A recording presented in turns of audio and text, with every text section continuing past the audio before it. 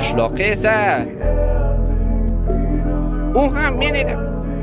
U ham men edim. Tushunyapsizlarmi? Shuncha vaqtdan beri qishloqqa va artefakt bitta odam edi. Unda qishloqni kim boshqarardi deyishingiz mumkin. Bu savolga ham albatta javob beraman. U haqida to'liq gapirib berayotgan ekanman, bu savolga ham albatta javob berishim kerak. Xo'sh, qishloqi personajini shuncha vaqtdan beri ko'p odamlar boshqargan rostini aytsam. Uni har safar har xil odamlar boshqarishi mumkin edi. Kimning vaqti bo'lsa, masalan, Shohruxning vaqti bo'lsa, Shohruxga Minecraft o'ynab o'raylik. Mana shu qishloqqa ko'rinishda bo'lib turasan derdim. U ham necho derdi. Husanga aytishim mumkin edi. Hattoki jiyanimga aytsam ham u ham o'ynab berishi mumkin edi. Lekin ba'zi paytlarda men hattoki hech kimni chaqirmasdan mod ishlatishim ham mumkin edi.